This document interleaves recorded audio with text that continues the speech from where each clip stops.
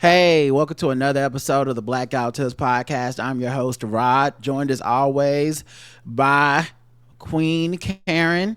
Hey, everybody, I'm here. Your Grace. Yes. We are ready to do our recap of House of the Dragon. You know what we do here. Every Wednesday, we do a recap. I'm not going to lie, I played a little injured today. I had a migraine this morning after working out because I think I had some vitamin B, which I'm sensitive to. And so I just had to lay on the couch in the dark for like 5-6 hours till I could feel better. I had to take a bunch of Advil and all this shit. You was out for a while. But did I still wake up and get this motherfucking recap written for y'all? I did. So just make sure that y'all share this shit, support it, let people know we got the best recap, all that type of shit. It helps us out tremendously because we really putting a lot on the line for this. And by we, I mean me specifically, who almost said, fuck it, they ain't getting no recap this week. But I fought through it. I'm here, guys. I'm glad that you did. I know the audience appreciate it, and I appreciate it. And fuck that vitamin B. It fucked up my lunch. Yeah, all Karen cares about is the work I can do for her, not me personally as a human being who was suffering and couldn't listen to loud sounds or bright lights for a few hours, but whatever. All right, so you know the ground rules here. I'm just gonna remind y'all again, as I do every week, because it only takes 1 week for y'all to forget. No predictions. Don't write us with your predictions. We know it's a book. We know y'all all read it. We know you listen to every other podcast that recaps it. We know those podcasts that read the books, and we know that they told y'all everything that's gonna happen already, and we're gonna be wrong about some things, guys. There's some predictions we're making that aren't gonna happen. There's some things we're wondering about that'll never come to fruition, and there's some stuff that we're missing every week. That's fine. That's what this show is supposed to be. Yeah, we're okay with not knowing everything. We didn't read the books, and much like those two robots in Transformers 2, we ain't no reading bots. So don't worry about that. Just enjoy the fun. If you do write in after we have done a recap. Don't write in before. Everyone did a good job this week. Didn't get any emails that were like, hey, let me give you some thoughts. This is not a blog. This is not your opinion page. No one cares what you think, unless it's about what we think. So, start your own podcast, do your own thing. Y'all doing a good job this week with that. And keep it short when you write in, because and it's important to remind y'all, we've done this for years now. We did it for Game of Thrones. We did it with House of the Dragon last year. Yes. Some of y'all are some verbose motherfuckers that like to write long-winded things. I didn't read the books, and I don't want to read your chapter on the Song of Ice and Fire. If I wanted to read long-form stuff, I'd go read G.R.R. Martin's stuff. Y'all just keep it short, keep it simple, keep it funny, and we're going to keep it moving. I just want to give all those ground rules before we start the recap. Yes, sir. All right. Now to start the recap, but we got to start with the song. I think I used Bro Bros last week. Let's go to the homie Felt 5. We back? Oh, this is the villain, baby. It's the recap. Felt 5 and Blackout Tips. We doing it again. This what we doing? It's a war going on outside, no man is safe from. It don't matter if you're 4 feet or 8'1", or if you 1'1", or if you Cyrex. All these houses bend the knees and being targets. Vagar got colonized by the one-eyed devil. The blood of Ovalaria gon' bring a bunch of shovels. I hope the right side pull it off, you know who I'm with. Peace to the team black, baby, they the realest.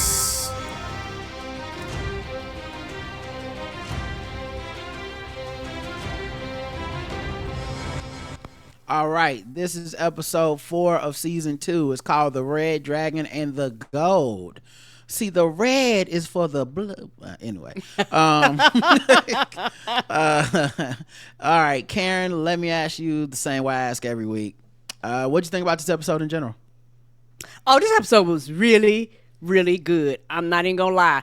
I think this got to be one of my favorite episodes of the season. So far, I don't know what else is going to happen with other wars or anything like that. But dragons gonna be fucking each other up.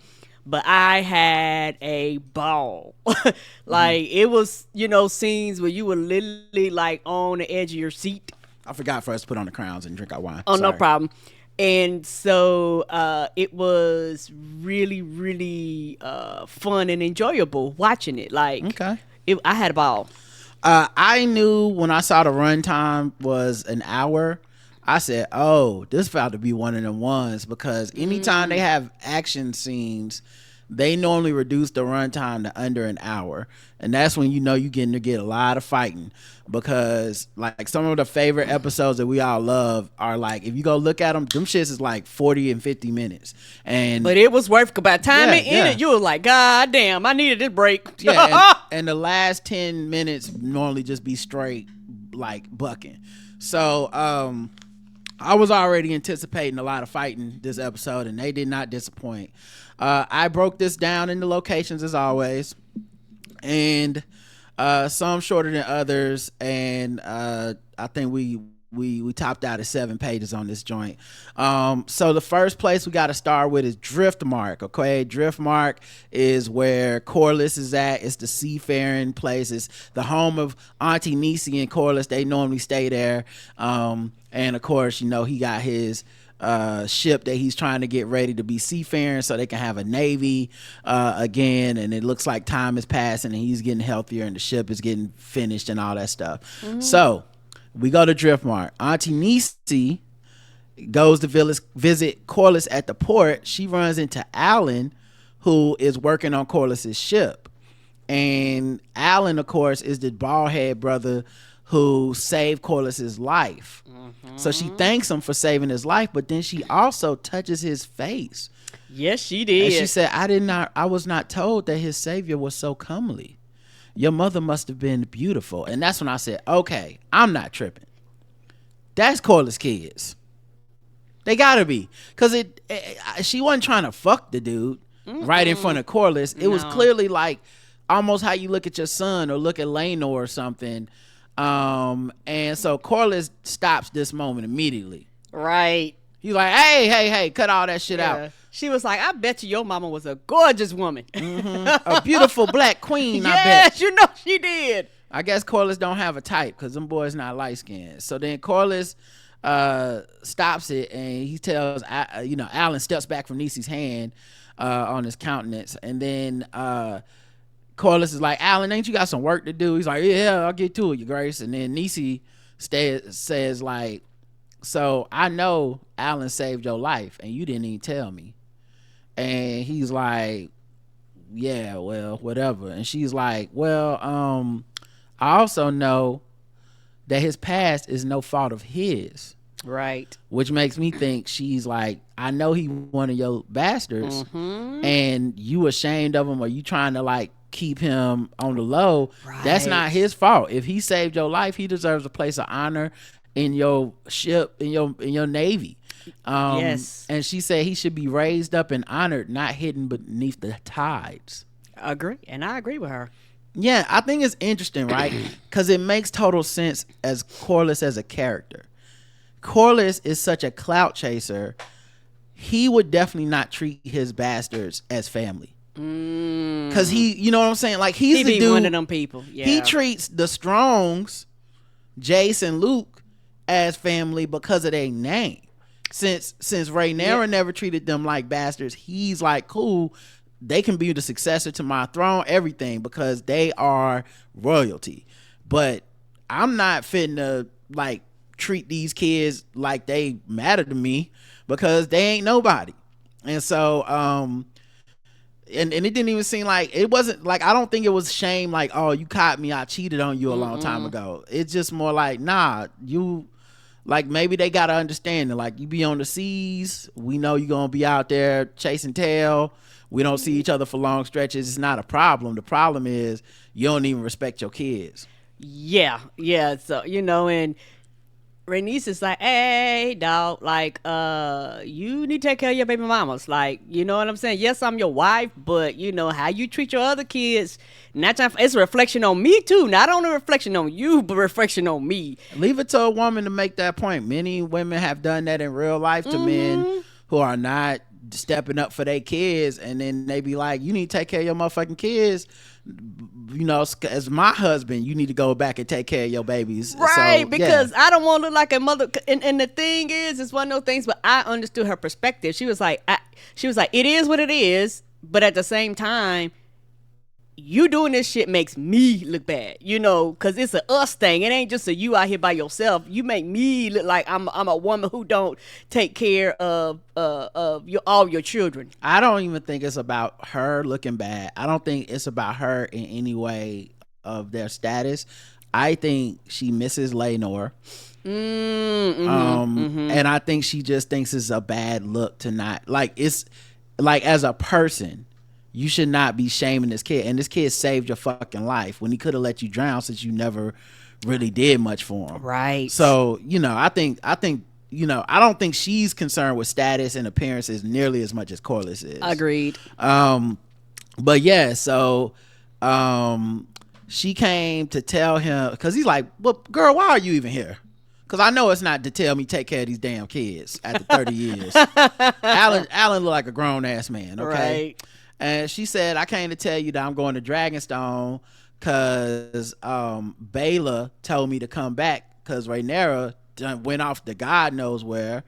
And we know she went to King's Landing to make peace with Alicent. And we know that that Niecy kind of told her to do the shit. So I'm assuming Niecy has deduced that she went to go do the shit. Yeah, but she ain't saying nothing. Right, yeah. But she ain't telling him all of that. She's just like, look, they need help. The kids is trying to run the war council, and ain't nobody listening to them because they both about 15 years old. Right, and everybody was like, look, kids, if you don't get out our faces. Yeah, they catching hell right now. And so Corlys is like, well, what the fuck is Rey then? Like, ain't she supposed to be running the war? And Niecy says, I suspect trying to draw us all back from the abyss. And she leaves.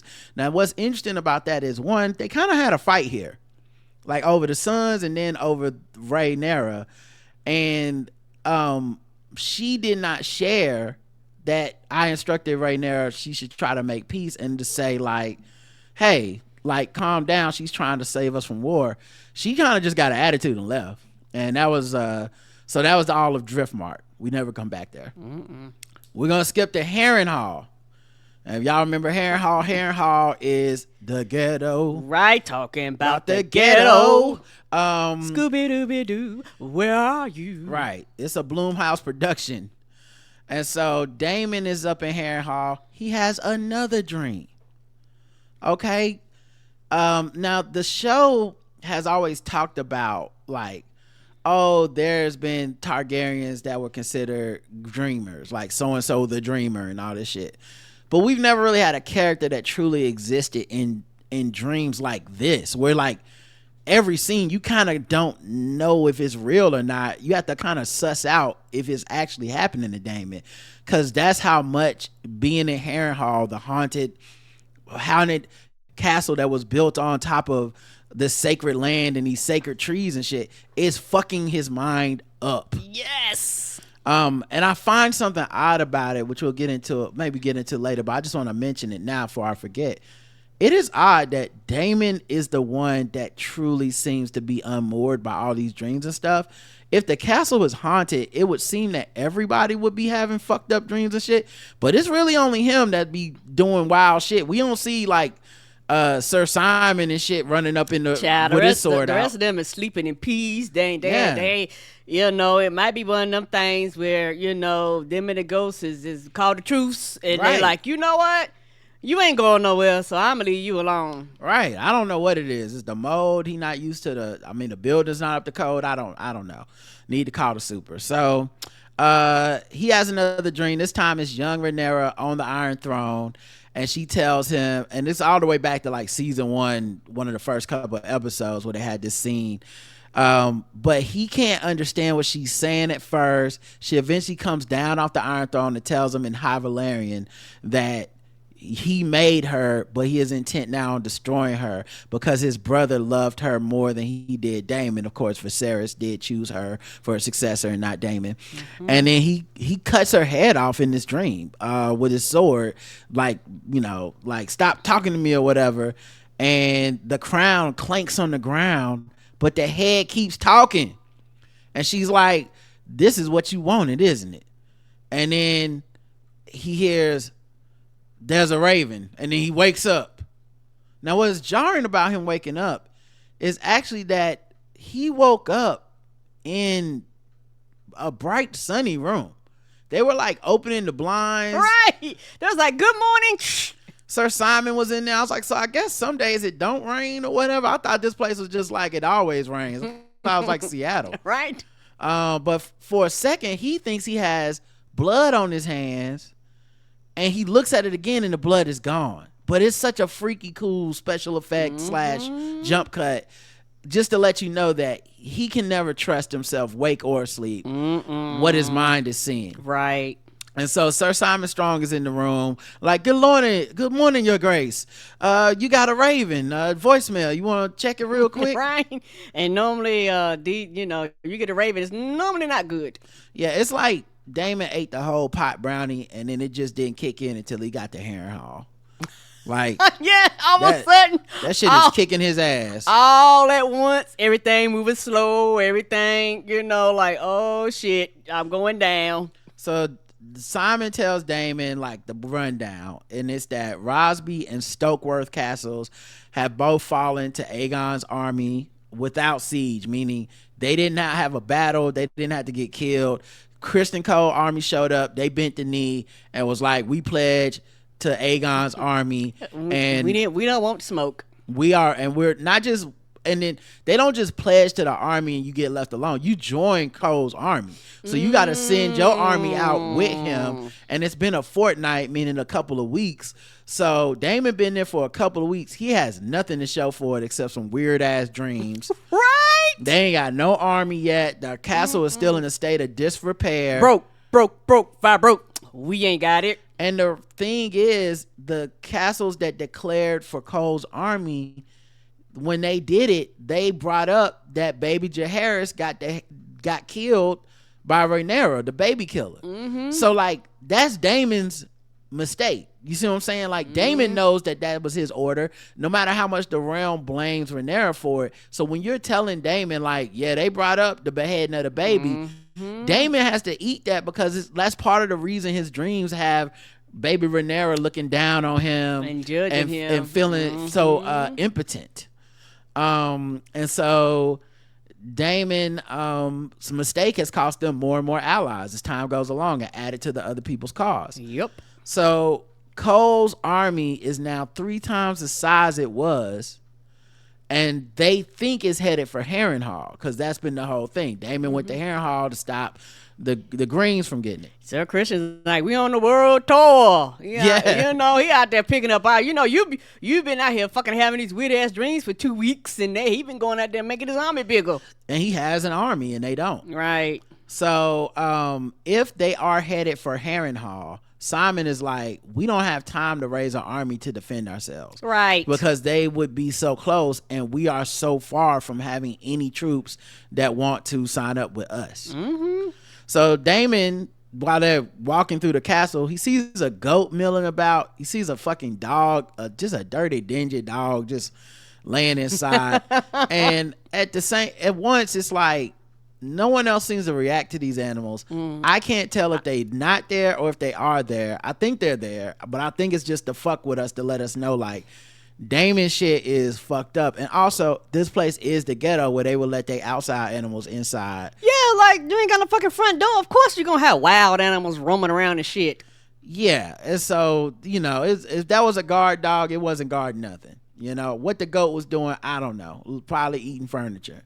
So in addition to being like ghetto as fuck, we also can't trust his visions, They walk to the broken down meeting room, and that's where they meet young Lord Oscar Tully, whose grandfather is Grover Tully, which, pretty sure these motherfuckers are named after the Sesame Street motherfuckers. Named after Muppets. So he is the Lord Paramount, meaning he next up in line for the Tully hierarchy because his father is dead. So like it will go from grandfather straight to this little boy who looks like he must be 12, 13? At the max, a young teenager. He looked hella young. Yes, he ain't got no facial hair. So young that when like Daemon comes in, he's clearly been briefed on like he wants to be called Your Grace, the king consort or whatever. Calling him all types of names. And he was like, "Oh, your honor, your great, your pardon me, your my liege, your honor, your grace." And Grover Tully is the old man that's on his deathbed that no one will listen to. He's actually the king of the Riverlands, but nobody give a fuck about him. And they get into that in this next conversation. So they awkwardly sit down in these two chairs that are not spaced enough apart or facing each other. And the little boy's sword's so fucking big, he can't even fucking sit in the chair. Stick it on the outside of the chair. Just completely in over I'm his going, head. who sent this little boy here with nobody Right. else? Y'all didn't send him an assistant, somebody get his kid notes. Right. And Damon's obviously grumpy. He ain't been sleeping. And so Daemon starts to, talk to the kid. And Daemon's straight to business. He's like, listen, what's up with your granddaddy? And he's like, oh, he basically in a coma. He eat and drink enough to stay alive, but he can't talk or give no commands. And Damon's like, well, my time is short and I need an army. Can you just put a feathered pillow over his head and speed up? Go ahead and take him out.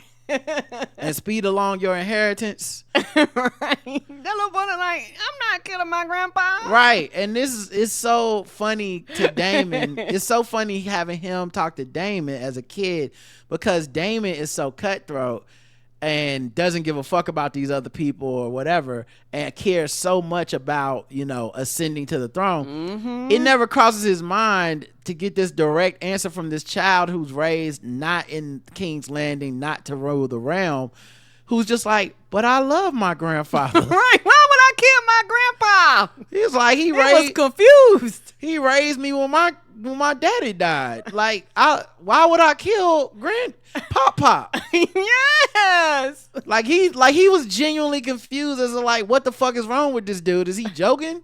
And Damon's like, so what the fuck are we even doing here? Do you speak for your grandfather? Like, do you have his authority? And he's like, nah, my granddaddy's still alive. He the king. That's not our way. We gotta wait till he die. And Damon's like, okay, so no Oscar, no Grover. No Grouch. What about Big Bird? Right. What about Snuffleupagus? Anybody? Y'all ain't Any of the Muppets? anybody? Some Fraggles? Like, Right. who the fuck is running shit over here? Apparently nobody. And then Damon's like, this is why the Blackwoods and the Brackens been fighting all these years, because y'all can't run shit. Y'all are a fish with no head, because their logo is a fish. It's like y'all a fish with no head. The motherfucking the damn, like, your underlings are fucking always fighting because y'all don't rule, and y'all won't come in there and break this shit up because nobody respects y'all. Right. And he's like, God damn it, Simon, which one is on our side, the Blackwoods or the Brackens? Because I can't keep up with them. Who knows? Right. And you know what? That was Rhaenyra's point, was like, hey, after a while, ain't nobody even gonna remember. Oh, Niecy. Niecy, yeah. Yeah, Niecy did That's what I say meant. that to Rhaenyra last week.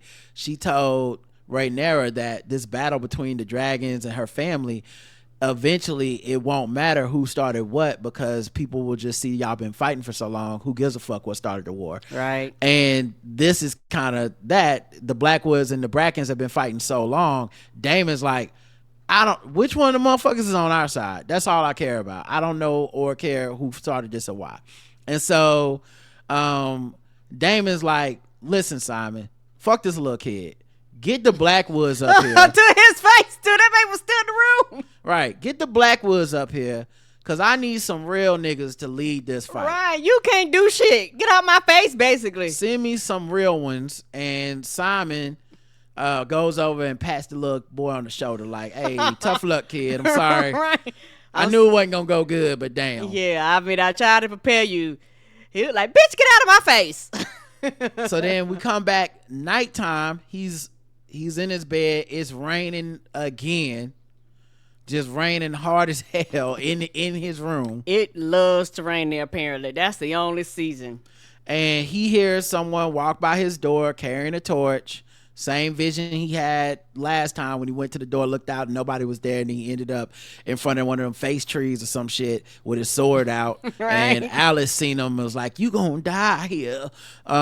So this time he gets up, grabs his sword, which he keeps by the bed, and runs out in his night clothes down the hallway because he could see under the door somebody's feet and a torch, because of course the place is ghetto. The door is only 3/4 finished. Right. They was like, we're not gonna put it towards the floor. This is all the wood we got. Right. So he gets his sword, follows the stranger. He's wearing his night clothes. The stranger's wearing armor. The stranger throws down a torch, keeps marching forward. You can see the stranger has like the same hair, like blonde hair. And finally the stranger turns around. It's actually Daemon wearing an eye patch, looking very much like Aemon, whose names use the same letters, who Daemon's plan was to kill Aemon. And Aemon, of course, took that as a badge of honor. Like, yes, he did. I'm one of them ones. My uncle scared of me. Yes. And it feels like this is a like nod to Daemon's subconscious that yes, he sees Aemon as the real threat, as the real successor possibly to the Targaryen like lineage and taking all the glory and the names. And I think it's foreshadowing some stuff, but also just a peek into Daemon's psyche. Agreed. So Daemon once this weird Daemon wearing an eye patch walks into a room and kind of disappears. Daemon runs into the room with his sword, and he kind of comes back to reality all of a sudden, and he's in a room full of Hot Topic candles and potions and frogs and shit. Right, with some weird chains that go around your ankles and shit. Yeah, and there's a lava lamp in the corner. Right, some belts with some spikes. Some vibrators are in there for some reason. Yeah, some long boots that go up to your thighs that tie in the front with some spikes. Hot Topic was a weird place. It was strange, wasn't it? Anyway, Alice is in there. Alice is the girl that Alice Rivers. She's the one that told him last week, "You gonna die." And she's like a whole weirdo. And so she sees him and she's like, "It's weird you keep walking around with that sword in this strange castle all the time. You finna hurt somebody or some shit." And she's like, yeah, it's me, Alice. And he's like, "Alice Strong?" And she's like, "Alice Rivers." And he's like, "Oh, so you a bastard." And she's like, "Once you get to know me, you'll find that I'm not too bad," which is a very funny line. She's funny. So she is some sort of like witch / maester. Now she can't be an official maester because apparently the maesters all are dudes. Right. So she says she became the unofficial maester because the one they did have fled in the middle of the night. And Daemon's like, "Why?" And she's like, "Because he couldn't get settled." Anyway, how are you settling in? That's never a good sign. She's like, "I noticed you not sleeping. I've seen that face on a lot of men." And she continues to make this potion that she was working on before he even came in the room, which is key. So she says, "Sleep can be thin in this place," which is such a poetic way to put that motherfuckers they get insomnia and have visions. I would watch a cooking show with Alice. That voice, I love her Netflix, voice. HBO Max, whatever. Make this happen. Make a spin-off show of Game of Thrones. It's just her cooking up weird potions and stews and shit. I'd watch it. Anyway, she tells them that the castle is haunted because it was built on these sacred trees. They got like faces and heart trees and shit. They go all the way back to like the beginning of fucking time, and the old men and the fucking them tree people and shit from Game of Thrones. And she's like, now why the fuck the ultimate arrogance of building something on those motherfuckers is crazy to me. Like, if I saw a tree with faces in it, the last thing I'm gonna do is be like, "This shit'll make a good castle wall." No. Oh no, that tree can have whatever land it's on. Yeah. It's a heart tree. Yeah, okay, I'm cool. looking at it looking at me. The fuck I'm gonna do with this tree? I'm good, dog. Right. But yeah, so she says, your bed is made of a heart tree.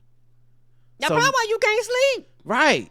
And he says, oh, that's just some midwives old tale shit. That shit ain't real. Just a Nah. fairy tale. I bet she lived that dog. She know that's made out of them trees. And she asked, have you experienced anything weird? And he says, you're a strange kind of woman. He didn't want to answer that because she was right. And then she says, I'm not a woman at all. I'm a barn owl cursed to live in human form. But she laughs because she funny. But I mean, maybe that's true. I don't know.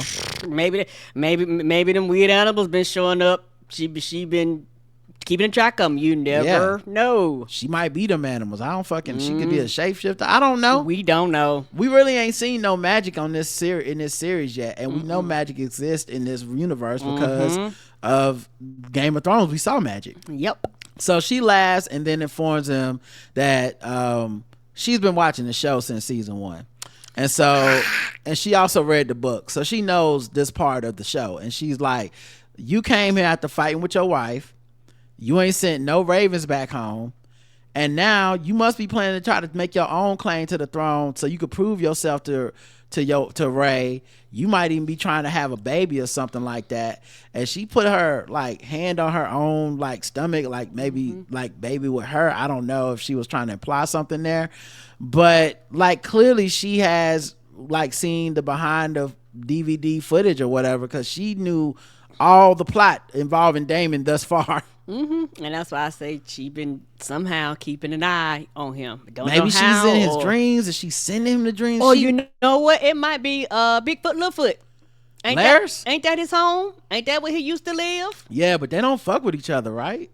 Like he did the whole home dirty. Okay. Like that's what they said, and then we'll get to something later why I think it wouldn't be like, oh, some of us still fuck with him. I think I was just thinking her specifically. I'm not the whole crew. Well, see, okay. The other reason I would say, Laris don't know that Daemon and Ray had a fight. Oh no, he would. He wouldn't know that because he wasn't that happened there. at Dragonstone. Okay, I'm with you. So like, she seemed to know what happened last week on the show. Yeah. Maybe she got the max seen last week. Right. So then he says, "Don't try me, girl," and then she continues. It must be hard to be the underling to the woman who replaced you as heir to the throne, and a woman too, a girl child you bounced on your knee. Does it please you that her legitimacy is contested as you stand here with a castle, a dragon, attempting to draw an army of men? So like, just really like getting deep. She doing the therapy work on him. Like she is getting deep into his motivations, and she gets close to him. And she gives him the drink she was already working on when he came into the room. She says, you'll need it if you want to win this place to your side. We never see him drink it. But the jump cut that we get in this scene, it was so jarring. Is crazy. I was like, God damn, time must have passed. Because we don't see him drink the cup, but we see him later sitting at the round table, meeting with one of the Blackwoods and Sir Simon, and he's pulling the cup from his mouth as if he's been drinking from it. Yes, and he don't even know. He was like, and who are you? He was so confused. He was coming to, meaning whatever happened since he drank the cup, it seemed to have been completely blurred out. Maybe he slept, maybe he didn't. Maybe he blacked out. I don't know what's in that cup. I'm assuming for a loco. But come on, but your skin was itching and everything. He just came to at the table, and it was the same like blurred out words where he couldn't make out what people were saying at first. And then it kind of like softens into where he can kind of pick up on what they're saying. And even then he's so confused that he looks at the Blackwood who's at the table, who, remember, he told Simon, go get the Blackwoods so I can meet with them. He's at the table with the Blackwoods and he's like, who are you? Because basically he won't say, how the fuck did I get here? Because that's what I'm like, how did I get here? And Simon says, that's Sir Willem Blackwood. I already told you. And Daemon, which means conversation's been happening around him and he's had no idea. And Daemon says, well, what do you want? And Willem is like, nigga, you call me. Right. You summon me. What do you mean, what do I want? Yeah. Don't you want an army? And Daemon's like, well, who don't want an army these days? And then Daemon says, you know what, man, you really just here because you are beefing with the Brackens, and any excuse to keep the beef going is what you into. You don't really give a fuck about us fighting for Westeros and the crown and the realm and the true heir of the throne and all that stuff. But Willem was like, that ain't true. Back in the day, my people already had pledged for Princess Rhaenyra, and he's right in season 1. And he says, I once vied for her hand before she got with Laenor, which is also true. He was that little boy who killed the person at the thing. I thought that little boy got killed last week. I was wrong. That's a different little boy. Yeah, that was a different little boy. And he a grown man now, and he's a knight, and he want to kill some Brackens. And he's like, Daemon, listen, I'll give you the army. You know what I'm saying? Like, just let a brother know. Only thing I need you to do is, and then it trails off because Daemon loses his place, and he sees a vision of his dead wife. Laena coming around the table, and she's bringing wine to everyone at the table, and he's just like, to him it's real. And it turns out it was another vision. He looks again, and it's just a serving girl. It wasn't her. And Willem like, nigga, are you paying any attention? And then Damon's like, yes, what were you saying? And he's like, if you use your dragon to kill some Brackens, then we'll join the army, the Blackwoods. We'll be the first people down with you at Harrenhal. And then that's the end of Harrenhal. We don't come back. But get the fuck out of there. Somebody gonna pull a mask off. What do you mean? Like a Scooby-Doo, you know how they get to the end and they always pull the mask off? I thought you were talking about... And the real villain is... I thought you were talking about the faceless man from Game of Thrones. I was saying, now that would be a trip if they go that far back. Yeah, it's just, that place, just get the fuck out of there. Right, when she was like, you might die here, child, I'd have flew my ass back. The fuck I'm gonna stay there for? I don't know how he's gonna flip this castle, flip this house or whatever, but it can't be worth whatever you about to invest in the Harrenhal to try to get this shit to a proper castle. Baby, you're not gonna get a return on your investment. You better cut your losses. All right, so let's cut to Dragonstone, and then we'll end with King's Land. Dragonstone, King's Land, and then we'll go to Cole's army. All right, so Dragonstone is, of course, where Rhaenyra and them are held up. Now, Rhaenyra is out of town. So we're in a war meeting, and we got Baela and Jace running the meeting, and they inform everybody that, like, Cole's army is on the move, and they move at night, and they move in the woods, so we can't kill them with the dragons. So, child, ain't nobody paying these kids no attention. I think somebody was on their third cup of wine. They was like, if these little kids don't get out of our faces. Yeah, they don't give a fuck about them. Because they're also like green. They haven't fought in any battles. And of course, the people that came there to serve Rhaenyra, and Rhaenyra is not there. Right. And so they're not, and this is like the second or third time Rhaenyra's kind of pulled a disappearing act. Of course, you had the pregnancy with, I think, maybe the miscarriage where Daemon ended up running the army in her stead for a little bit. Then you had, of course, Luke gets killed. Yeah, she runs off. She goes to find the body, so they had to run it again without her there. And now she's left in secrecy to talk to Alicent, but she didn't tell anyone. So this is the third fucking time she's not there to run the fucking army. She's using all her PTO time. Yes, she is. So a lot of these motherfuckers is mad. I get why these motherfuckers are mad. It's like, we signed up for a war and you doing part-time over here. Right. So they not sure which way the army is actually heading, Kristen Cole's army, but they think it's northwest, which wouldn't necessarily be the Harrenhal.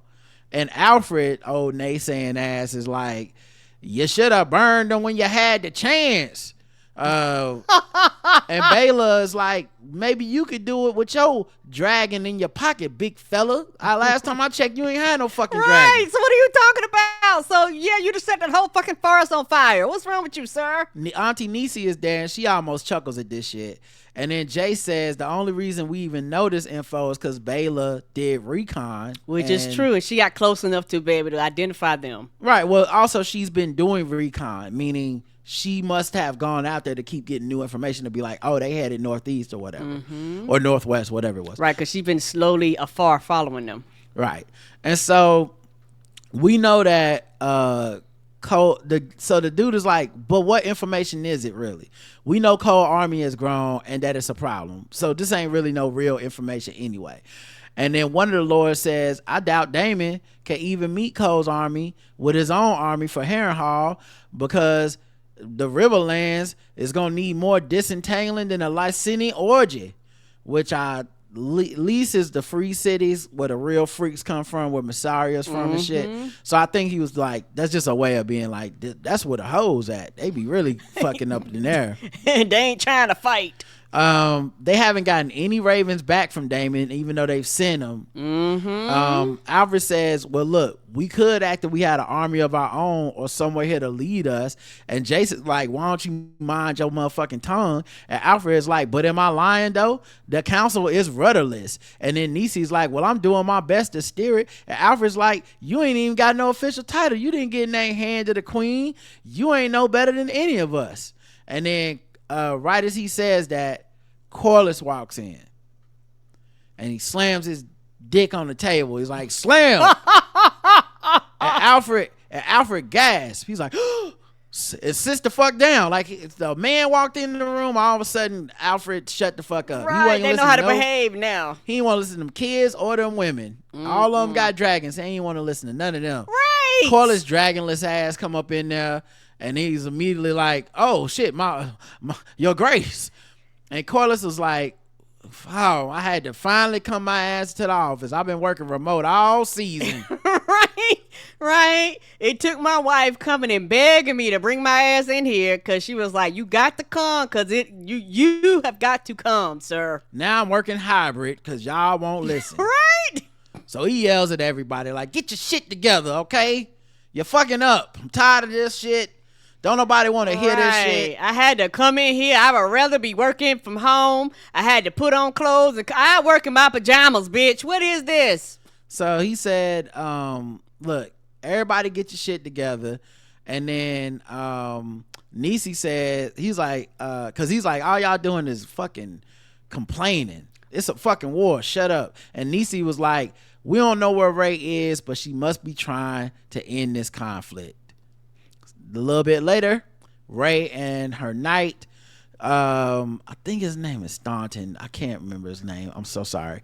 But her knight that went with her to King's Landing, they come back. So they made it out. They bust up in the meeting while Jace is saying, like, we should send the dragon. She's like, where?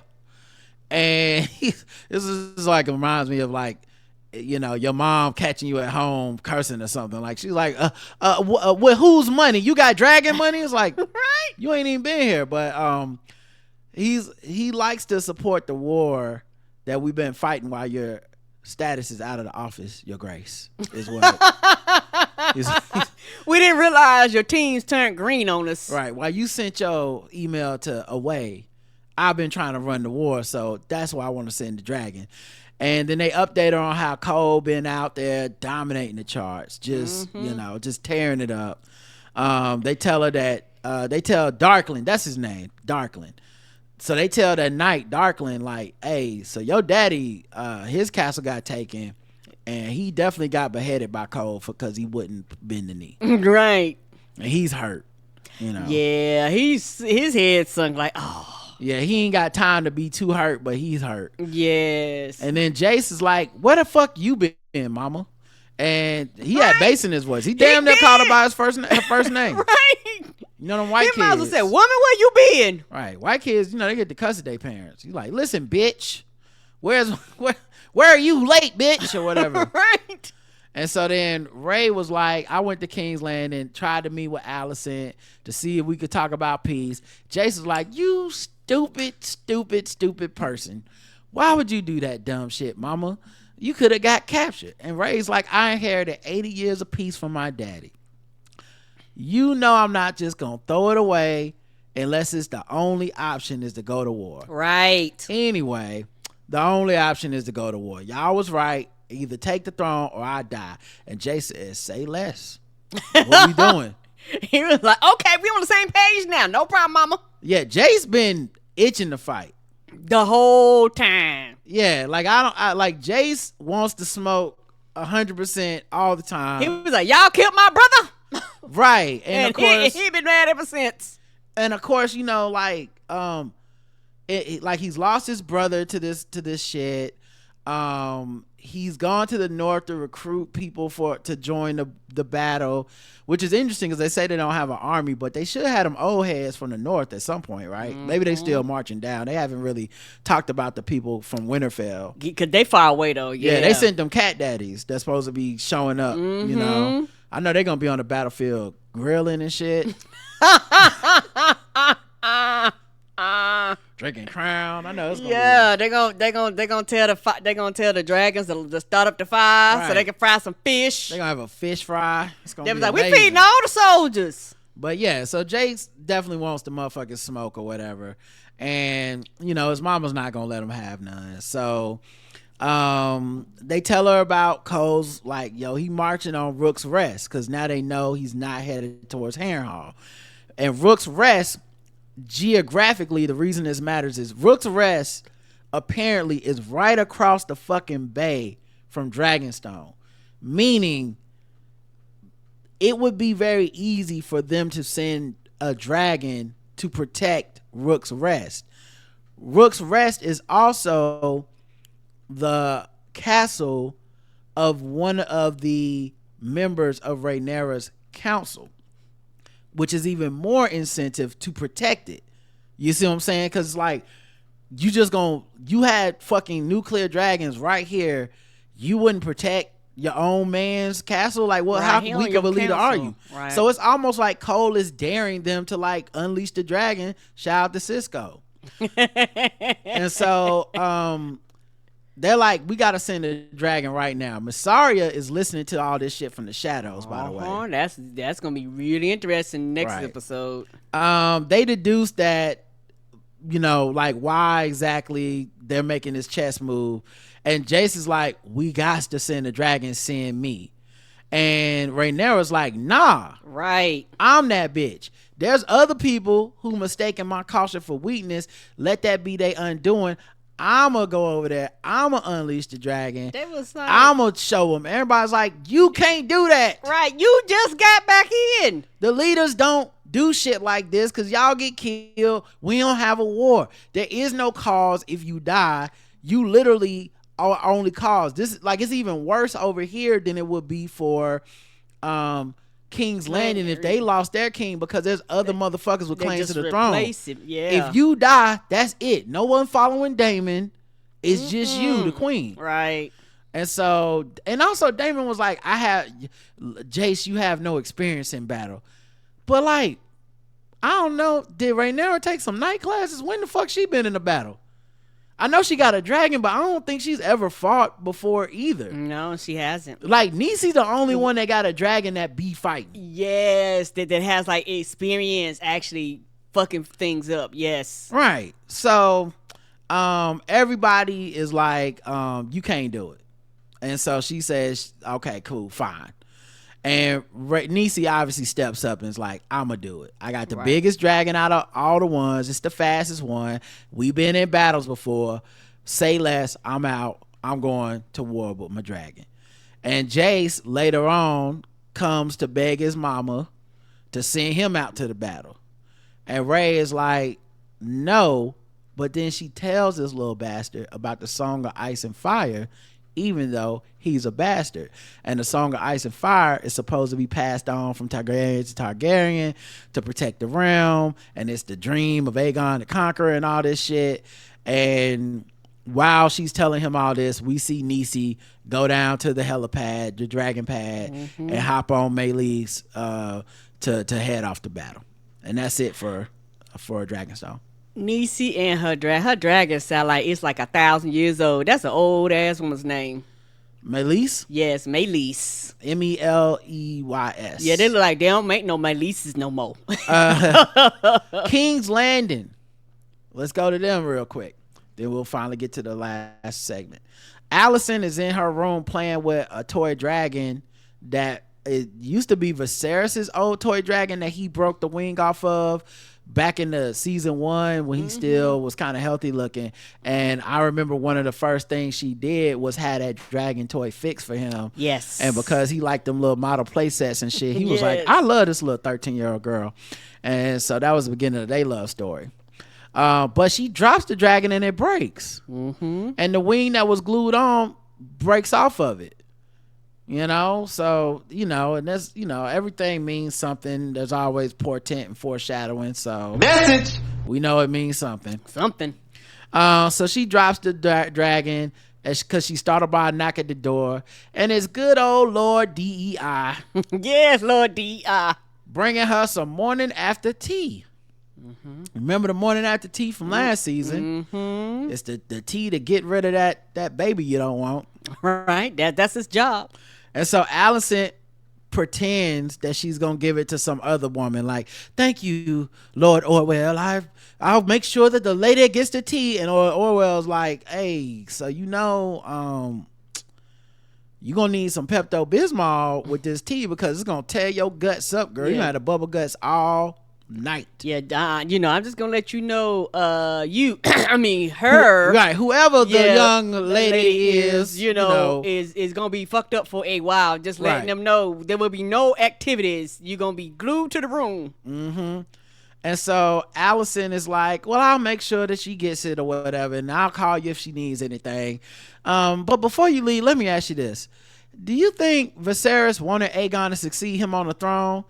And as is the custom of all black people at work, he did my game plan, which is, hey man, they don't be telling me about my black ass about no plans. Okay, my name is Bennett, and I'm not in it. This is above my pay grade, and it's above me now. But like this, and even if I did know, I wouldn't tell you. Yeah, that is none of my business. I'm not trying to die. Right. The second I open my mouth, I'm dead. Right, like y'all the ones that care about the throne and the succession and all that stuff. This ain't got nothing to do with me. What white nonsense is this? And Child, I just wear this cloak with these jingling things on them. So he said, I'm out. Pandora charms. Yeah, my suit had Pandora charms on it. I got a new one today. And so yeah, he's like, I just got my abortion tea charm today. I'm good. I got my badge. I got my new Boy Scout badge. And so Allison waits like 2 seconds after he leaves, and she just chugs the tea down. And I don't blame her, because the world don't need no more Sir Christians in it. Okay, but this is the second time we've seen a woman drink that morning after tea because of Sir Christian. We saw it in season 1 with Rhaenyra as well. And she just the shit out of her because of that. Let me tell you something. Sir Christian's dick has sold more tea than Lipton. All right? Okay? I hope they got a picture of this man up on the wall. I hope he on the motherfucking... on the pack. When you open up buy the pack, I hope it should have his BBL. A lot of coffee. BBL Chrissy is the number one boy. The number one coffee. Number one coffee in King's Landing. Right. BBL Chrissy. Right. Get your morning brew. Right. What's that? He like the Avon lady of tea. Yeah. All the women is like, no, thank you. I don't want none of that Sir Chrissy up in me. And so then we go to the war meeting. Aegon in there going off about how Daemon took Harrenhal, and he mad. He's like, y'all let him take Harrenhal. We gonna take it back. And he looks at Lord Larys Strong, because that is his council. That, Larys is now a member of the small council. Yes, because when he was like, I need you, blah, blah, blah, blah, he was like, oh, okay, so I get to sit at the table now. He's the master of whispers. He's a seat at the small council. We saw this with Lord Varys in the original Game of Thrones. So it can be a seat at the table if the king decides. But he's mad at Larys because he's like, don't you want your motherfucking castle back? Like we need to go get it. And Larys is like, man, that shit is the ghetto. It's no fucking reason to want it. It's more fucked up and more crippled than I am. That's what he said, for real. He said, yeah, that's what he said. Yeah, that castle is more crippled than me, which I guess he can say it. Yes, he can say it. But wow, the ghetto. So he was like, I guess nobody told you what's happening. What done happened there? So he says, look, it's gonna drive Daemon mad trying to take control of it. Okay, he's like, that's where I'm from. I know my hood, and it's broke because I control all the gold. which also makes you realize why the motherfuckers hate him. Okay, because when he left, he took all the money with him. Right? He got the money and got the fuck out of there. Of course they don't. They living in the rain. It rains inside. Of course they hate him. That's why Daemon didn't have to fight to take over the place. They was like, we thought you would never get here. Yeah, fuck Laris. You the king. right. And then, you know how to build roofs. Right. He killed his daddy and his brother. With fire. I bet you don't never burn here. It ain't hot enough to rub two sticks together. No, fuck him. So then Daemon is basically, Laris like, Daemon wasting his time. Okay. Ray is trapped in Dragonstone and Cole is out here winning battles. Our plan is working. And Aegon's like, wait, y'all mean plan? Ain't nobody tell me about no plan. Y'all got me out here looking stupid in front of the allies and all the enemies. I know y'all ain't talking about no motherfucking plans. And the thing about it, nigga, you didn't care. You don't care. So you think they just supposed to feel you, and then the shit that you supposed to know when we having shit, you act like it don't matter. We can't stop because you don't want to listen. I mean, I disagree. He's the king. It's a sign of disrespect, and he should take it as disrespect. Like, they don't respect him. No. So like he got to earn it too, but yes. Yeah, but to think that he would turn around and be like, oh, thank you for doing the plan without me. No, of course he's like, what the fuck? Y'all didn't even run it by me. Now he's a fucking idiot, Right. But still, of course he's hurt because he's been told he gonna be the king. His son did die. He does want to go to war. He's angry about all this shit. Mm-hmm. And yet everyone's treating him like the bumbling idiot that he is. Otto tried to tell him. His mama tried to tell him.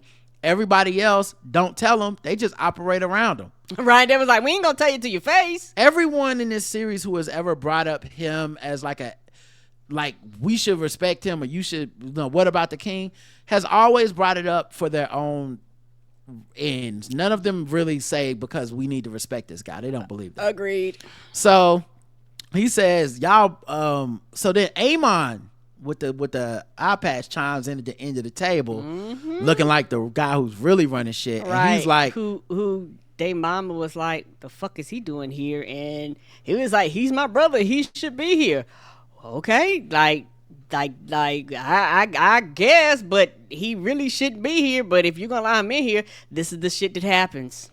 He's running the meeting because he's the real main character. He's the main villain or main protagonist as far as he's concerned. And so Daemon is like, okay, yeah, I know you mad, but listen, Harrenhal can wait. I done told Cole to go to Rook's Rest. The castle is small, weakly defended, and Lord Staunton sits on Ray's council. And that will cut Ray off from the land with no army. And so Aegon's like, no, have that army turn around. I want Harrenhal.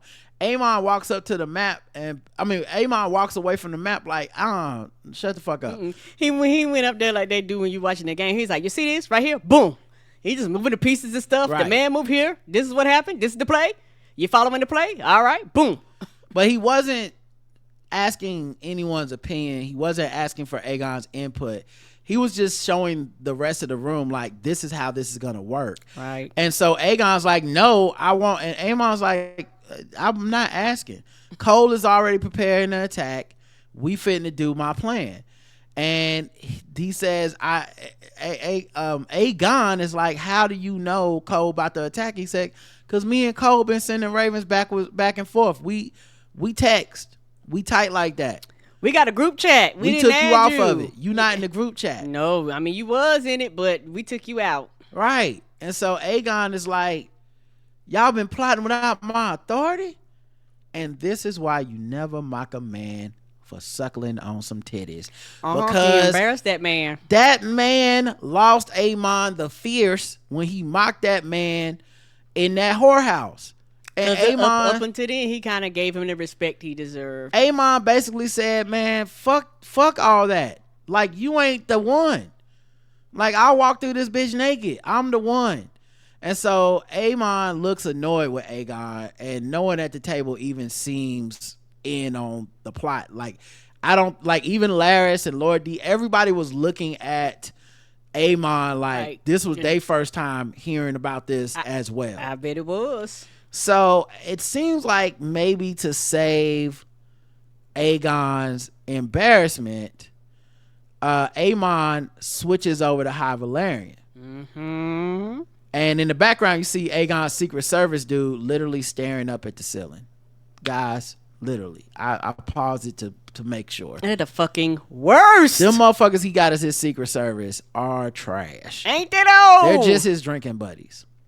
So Aemon switches to High Valyrian and he's like, you was too busy picking your boys to be your bodyguards like fucking idiots. Right. Going clubbing and picking on people for sucking titties. So I had to do the plans without you. Do you have a better plan, my king? If so, tell the council. We all waiting. It's now, all in High Valyrian, so nobody basically can understand except for them to. Right. And Aegon couldn't really understand. Because apparently Aegon been slipping on his Duolingo. He spoke you could understand the tone being condescending, but you couldn't understand the words.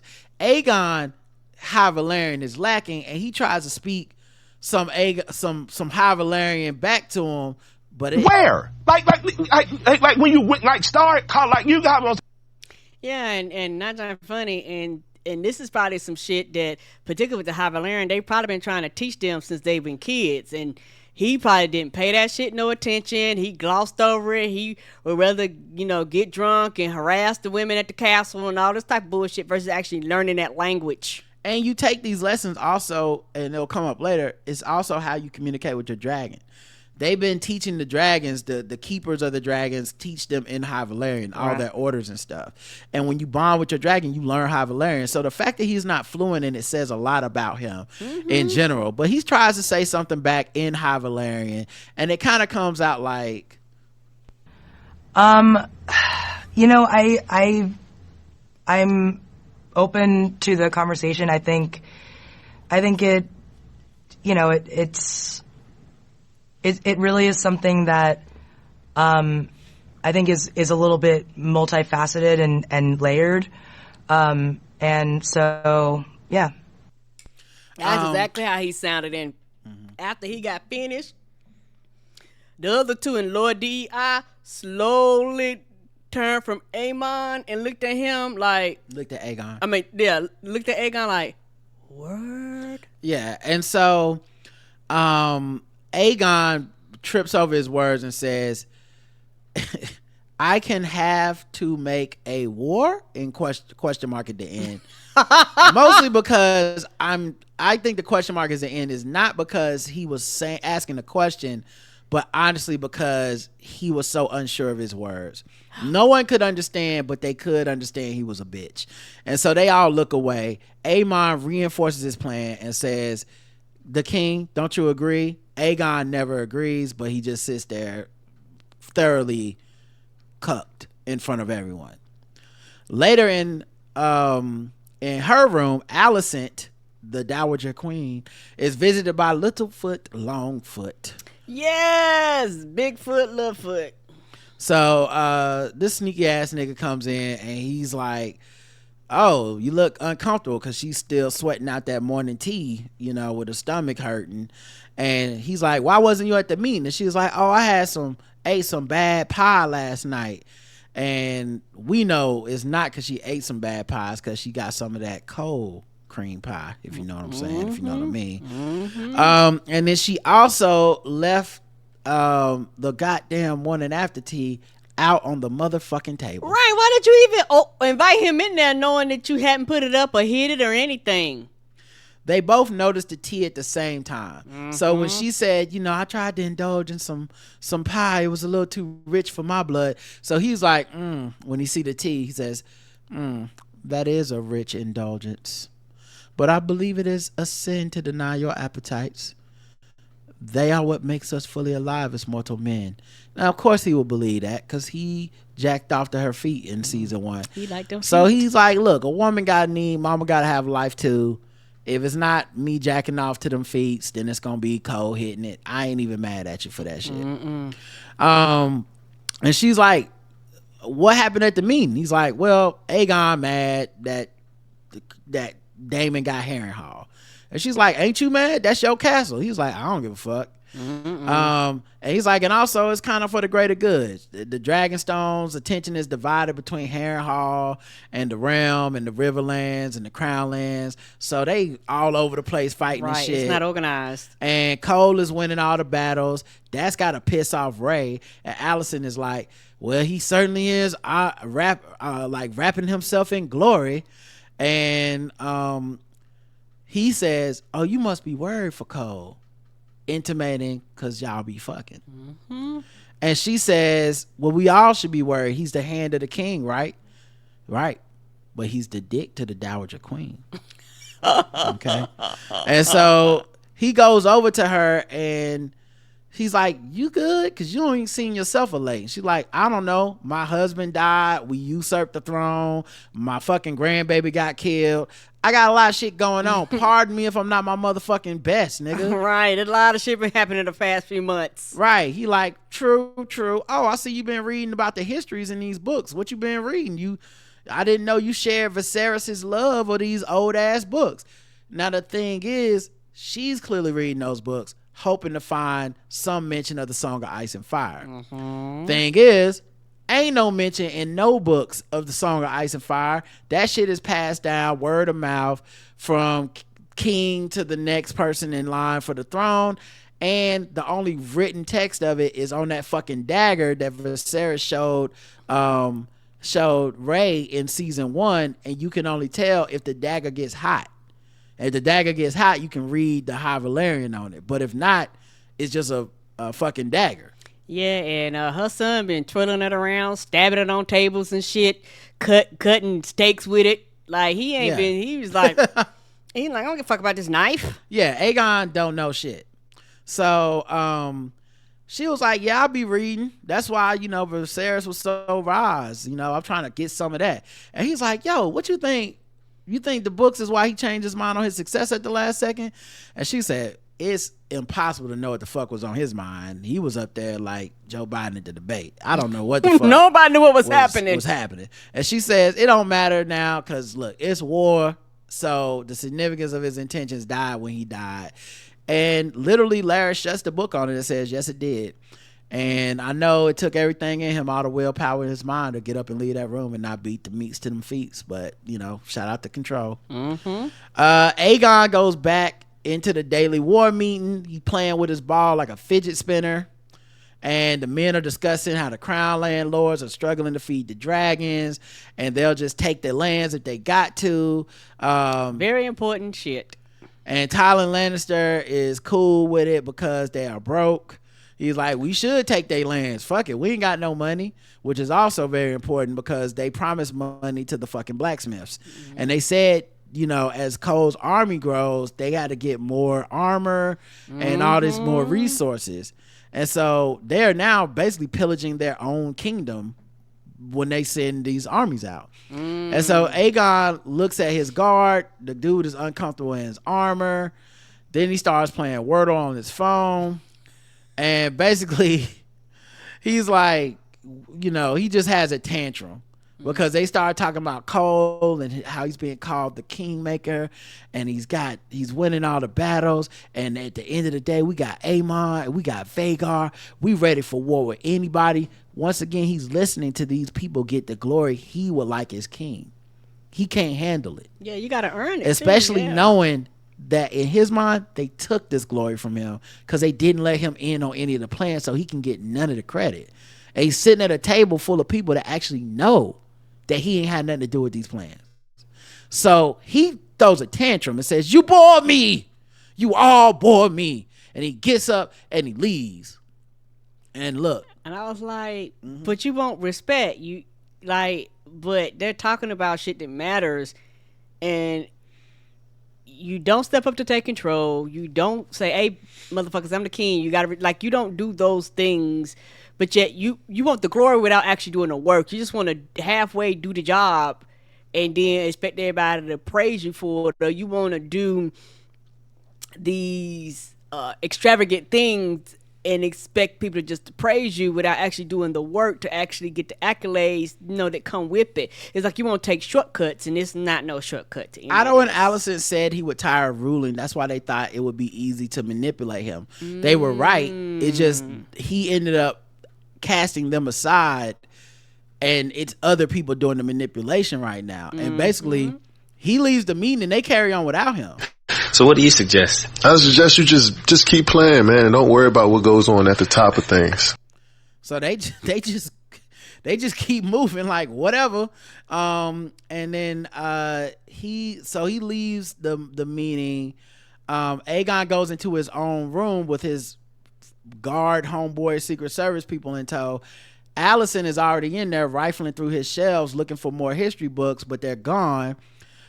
And his guards, she's like, what you do with the fucking books, you dummy?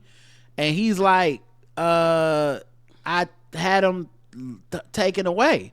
And she's like, why would you do something that's real fucking important? Those your daddy books, we need that shit.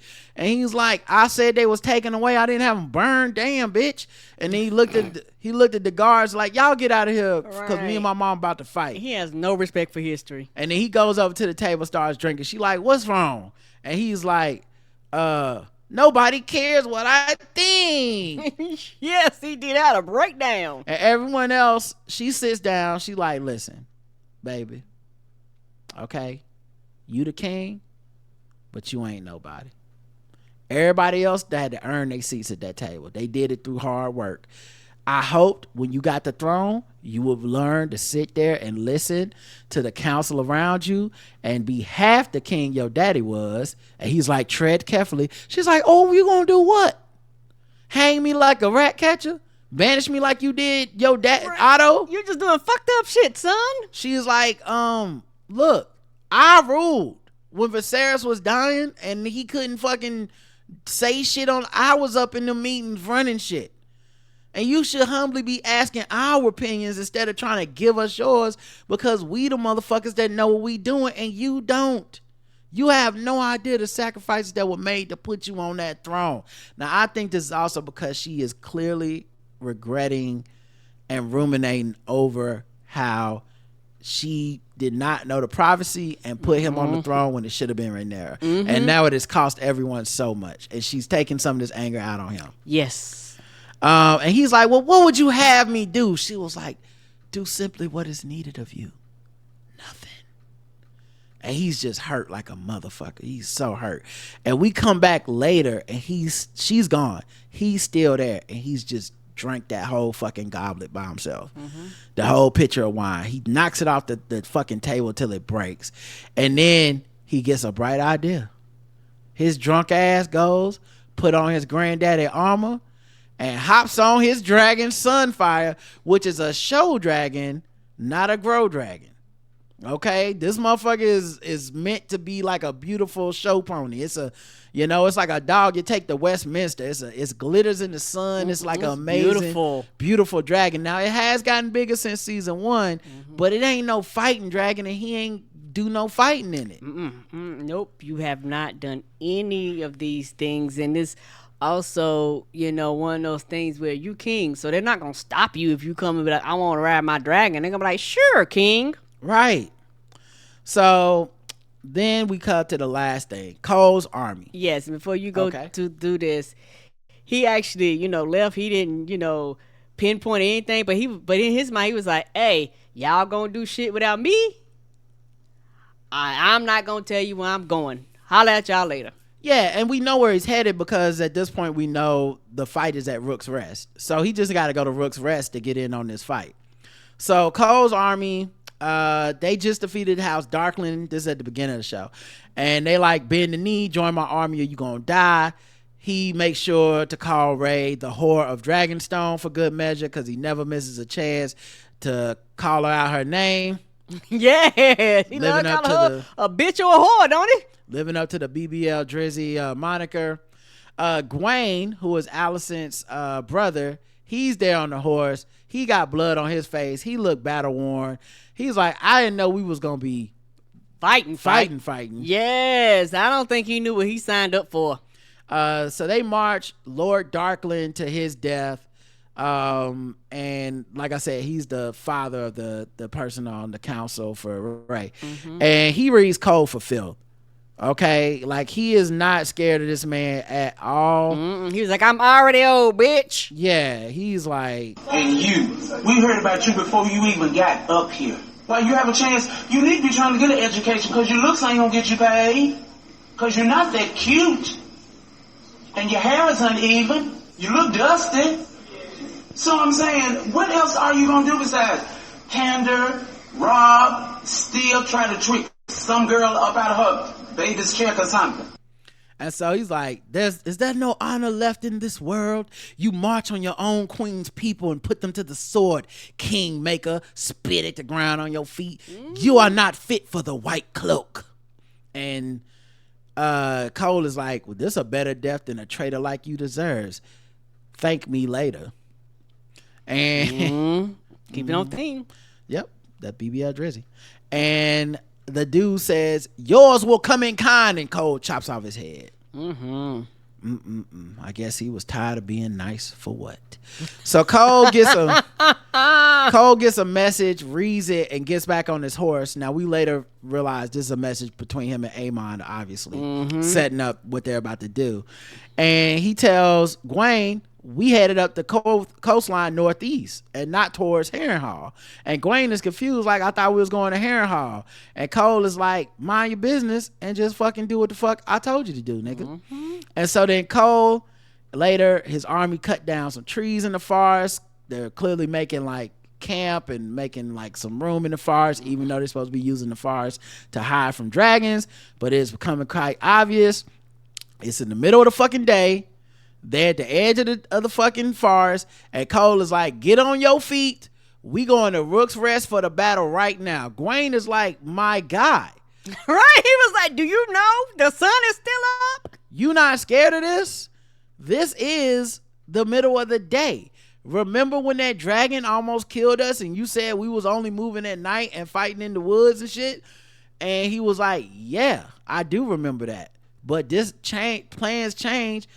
Nobody gonna be expecting us to attack in the middle of the day. And Gwaine's like, right, because they know a dragon could easily kill us all. And Cole was like, oh, I'm sorry, I didn't realize you was a bitch. And Gwaine is like, have you grown tired of living? And he's like, oh, Cole is like, you afraid? And he said, Gwaine says, worse, I'm rational. And Cole says, whatever, nigga, we advancing. And Gwaine just looked tired as fuck. And so they ride off towards the battle. And who knows how long they've been traveling and fighting. He's like, I ain't been in a hotel room. I ain't had no air conditioning. I'm out here with these dusty ass, old ass men. And you want to take me out here to my death? Yeah, Gwaine thought they was glamping. You know what he did? Because if he knew he was going to do this shit, he'd have looked his sister in the eye and said, no, I'm staying at the house with my grandpa.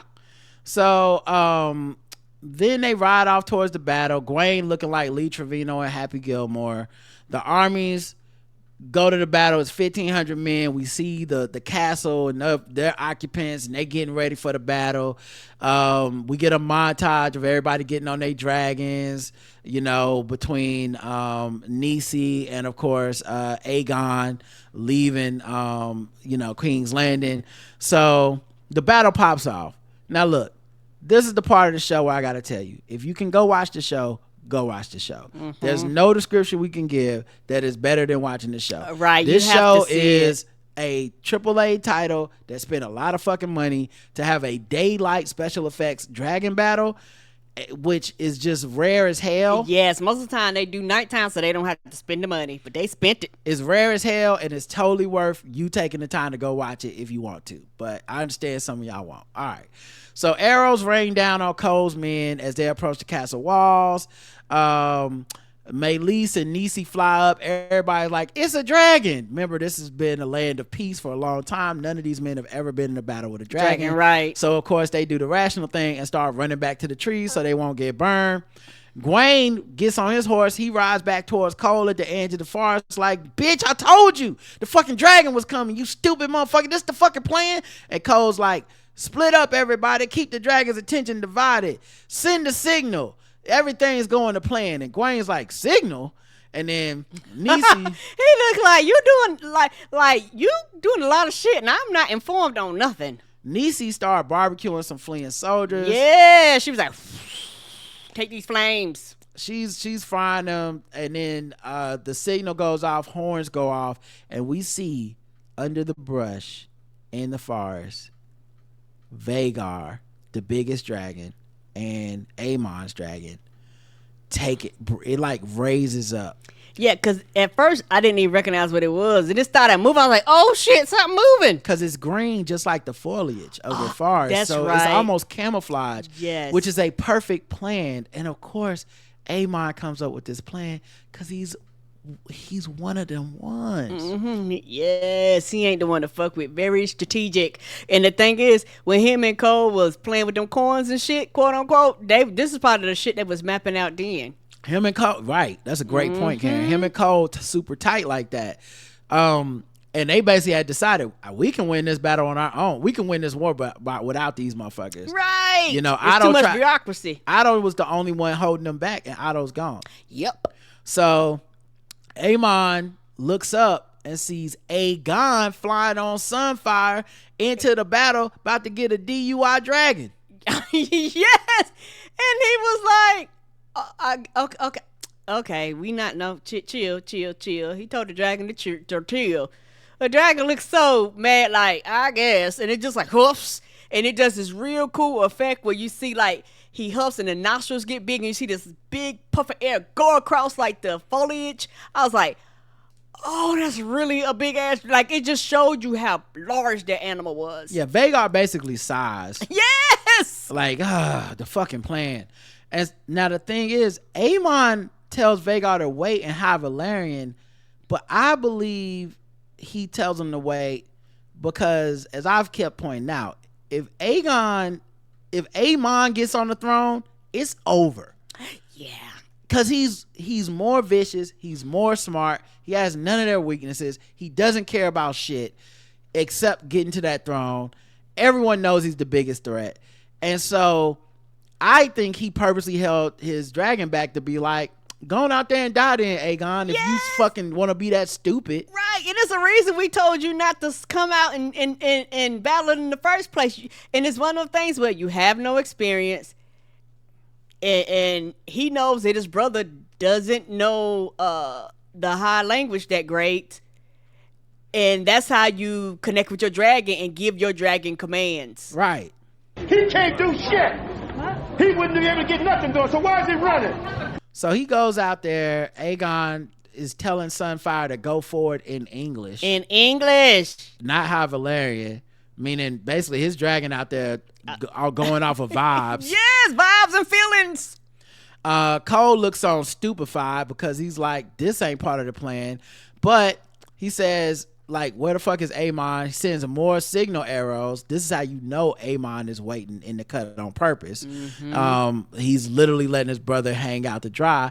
And Cole is trying to rally the troops. So then he goes and tells everybody, oh, this is a blessing. The king is joining our battle. Our cause is divine. Yeah. Let's all go charge in the battle now. And so they all charge over the smoking corpses of the dead.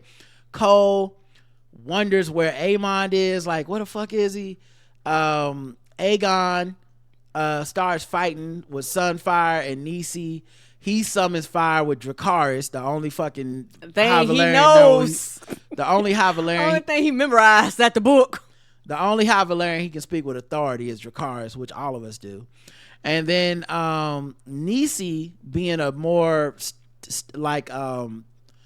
seasoned fighter, she actually orders her dragon Meleese to attack, meaning not Dracarys. Meleese is the fastest dragon, so she flies through the flame of Sunfire because the flame is so far away that she just flies through it so fast, like boom, through a cloud of flame. Immediately starts cutting into the chest with her claws and talons of Sunfire. Yeah, and this goes back to the king not having war experience. Did not realize that you should have been closer if you actually wanted to do damage. He was just like, shoot now. And she was like, "Oh, where you this far off? Okay, I guess." And he's drunk. Yes, drunk dragoning. So he wants so he basically wants to get in this fight, but he's losing. And so Niecy and Maelys just start fucking this motherfucker Giving up. them the business. And they are embraced in this, I guess, Dance of the Dragons you would call it, I don't know. But they're embraced in this, like, you know, battle, but clearly Niecy's winning. Vhagar finally takes off, and his big ass is basically like Wimbyana. Like, he's so much bigger than everybody. And so he takes off and it flies over everybody, flies over the castle. The castle people had hope when they saw Maelys, and they saw Maelys attacking Sunfire. But the second they see Vhagar, they know we're going to lose this battle because that motherfucker is too big. And the thing is, they do a great job of just showing you the size difference between that dragon and like everybody else's dragon. It like towers over them. It was like you probably could take 4, 5, 6 dragons equal the size of that one. And so Aemon approaches the battle. Aegon gets excited, like, yes, my brother is here. Help me. And he barely hanging on. He like holding on to like the saddle sideways. Cause he out here drunk, so he probably didn't even strap himself in and no shit. He just jumped on and was like, go. So he's excited, and he's just like, yes, my brother's gonna save the day. He's gonna attack Sunfire. I mean, he's gonna attack Maelys. Me and Sunfire will be able to, like, you know, live to fight another day. Wrong. Vhagar has been ordered by Aemon to Dracarys, and he tries to burn both of them. Yep. He only burns his brother, Aemon. The wing of Sunfire catches fire, and they crash to the ground in a fiery explosion in the woods. We don't see it, but we see the explosion, but we don't see how they land. But clearly they crash. Niecy escapes any damage. She could fly off at this point. She has the fastest dragon, but she actually instructs Maelys to turn around and go back to the battle. Yeah, I was like, you actually need to leave, because because in my head at that time I was like, you stay. I don't think this is going to end well. And it's also one of those things where this was his way of getting back at his brother. Was like, oh, you want to embarrass me, bitch? Dracarys. Right. And so Niecy turns around, flies back into the battle, takes her dagger out the hilt, goes to fight her nephew Aemon and his giant dragon to the death. Her dragon is like a third of the size of Vhagar, and it does some light scratching damage, but it can't claw through its scales the way that it clawed through Sunfire scale, which is a smaller dragon and a show pony. Right. So they become entangled in the Dance of the Dragons, where they're both trying to shoot fire on each other, but they can't get their angles right. And Cole starts rushing to go to Aegon's crashed dragon site. Men on the ground are getting burned by dragons' hot blood, and that was really a neat scene, because I was like, oh, I guess that would burn. And it's some slow motion D-Day Saving Private Ryan shit right here. Like, it's all just like smoke and fire and screams and chaos of battle. Yes. And so while this is happening, the dragons kind of crash to the ground. Vhagar starts running around. It's stomping on their own men, killing them. Yes, because dragons don't know the difference. Cole gets knocked out. So he's got, like, you know, he's in the concussion protocol for a while. Yes, he is. The battle continues. Niecy and Maelys have escaped again, but Maelys is now injured. Her leg is wounded, but she can still fly. Niecy turns the dragon to go back to the battle again. Yeah, and I think this time, that she figured out, because I think the first time, because the dragon is one of the fastest dragons, possibility she could have got away. But this time, it was like, even if I fly away, they're gonna walk me down. So they basically go to the battle or whatever. She returns to the battle again, and I mean, it's just, you know, like, it's a sad scene, because she flies by the castle, and the dragon Vagar comes up from like off camera underneath and just chomps fucking Meleese's neck and just like slowly strangles it to death.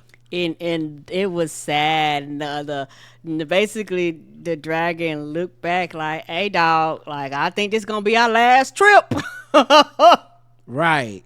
And so the dragon basically looks her in the eye. Meleese and Nisi have a moment, a final moment together, like, girl, we did the thing, but this is the end. And then Vagar just lets the dragon go, and the dragon starts falling to the ground, plummeting.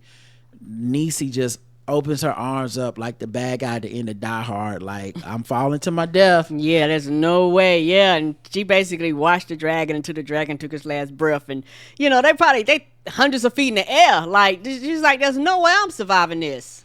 So then she crashes. The dragon crashes into the wall of the castle, exploding, creating a breach in the wall, meaning that the soldiers will now be able to breach the castle walls. The castle is done too, and of course Nisi is dead, y'all. Mm-hmm. How do I say goodbye? Oh, Auntie Nisi, take me with her, Lord. She was everybody's fave. Yes. Who didn't love Nisi? Right? Oh man, Right. that one hurts. That's up there with Ned Stark. Just a good, honorable person that always did the honorable thing. And now look, she did have a penchant for never burning as many people as she was supposed to. That was a problem for her, going way back, including in this battle. Yeah, and also I think, off the side, with her being a woman too, and you could tell she was like, oh yeah, if I do this, I want to have a purpose behind it. I'm not doing it just because I can do it, type of thing. The thing is, you're losing a powerful ally, but you're also losing the restraint.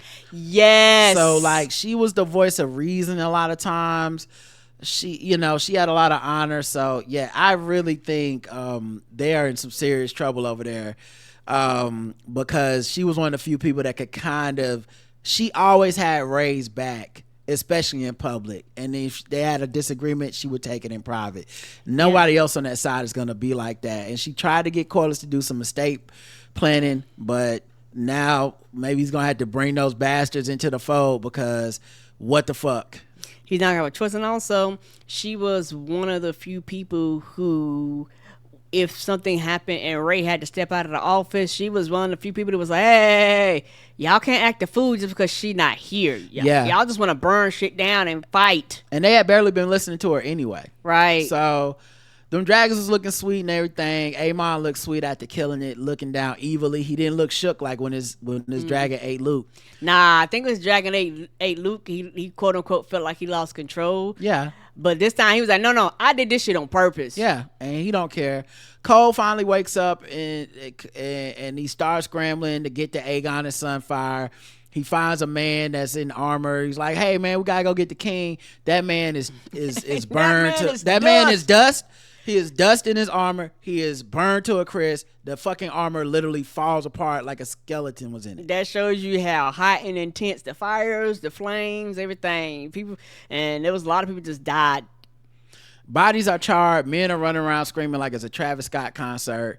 And we hear Gwaine rallying the troops to fall in line behind him into the breach. At least that's what it sounded like. It sounded like Gwaine's voice going, fall behind me, win to the breach. And I'm like, Gwaine is about to get the fucking glory for this battle over Cole, which is crazy because we know Cole was getting called the Kingmaker and shit. Yes. Cole gets his helmet, goes into the woods, goes to the crash site. We see Aegon pulling his sword out or possibly putting it back in the sheath, but it looked like he was maybe about to kill Sunfire to put Sunfire out of his misery. Yeah, I was like, oh, he gonna kill the dragon, because it's like, oh, dog, you might not make it. Either that or maybe he was gonna finish off Aegon. We don't know, because Cole stops him. And Aemon picks up the Conqueror's dagger, which apparently Aegon must have dropped when he crashed. And the dagger has been sitting there around fire.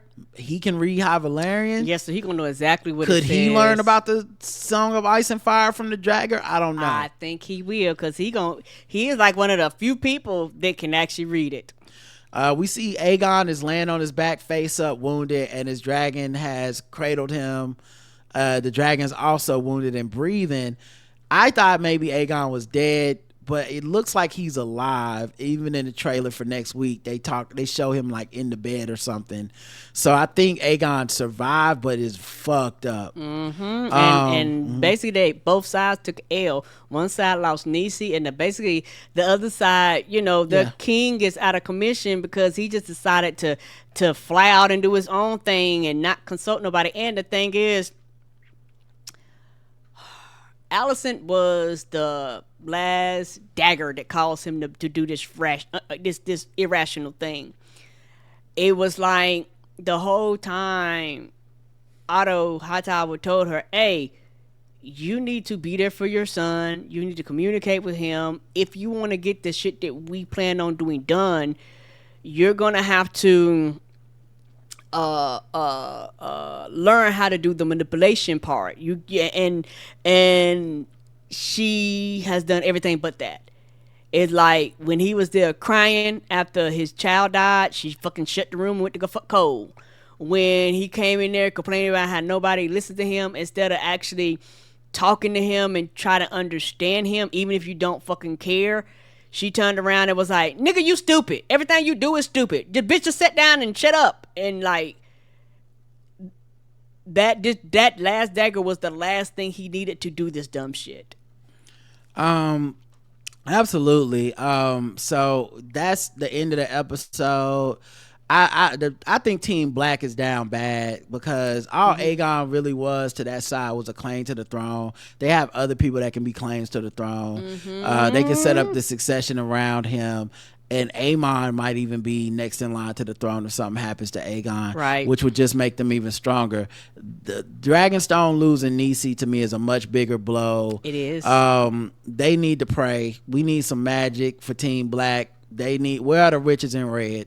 We need a pussy poltergeist or something to get this thing popping because it's not looking too good. What are you looking forward to next week? To see how they respond to the king going out there and getting fucked up. Yeah. And to see how everybody's going to treat Cole. Because all of this was his plan. Yeah, it quote unquote happened to go right. But the plan would have gone right if Aegon didn't fuck it up. So I don't think Cole looks bad in this at all. I think the only thing that looks bad for Cole is if Gwaine somehow was able to get the credit for this battle at the last minute. True. And I could see him getting the credit, and all of a sudden he's high in rank sitting at the table and all this shit. Yeah, I can definitely see that happen. It's going to be interesting to see how they respond to Niecy, how her husband responds, what he's going to do, and stuff like that. It's going to be really interesting. Like you said, this is a blow. And then you have Daemon off at the Daemon off at the Scooby-Doo mansion out here cutting the fucking food. So, he's not no help to nobody right now. Yeah, I really want to see if Daemon can get something out of that army together, get that castle rebuilt or something. I'm very intrigued by Alice too, because she just seems like she knows a lot going on and might be fucking with Daemon mentally and stuff with spells and stuff. So I'm interested in all of that. We'll see you guys next week. Thank you for listening, everybody. Until next time, peace. Peace. Bye.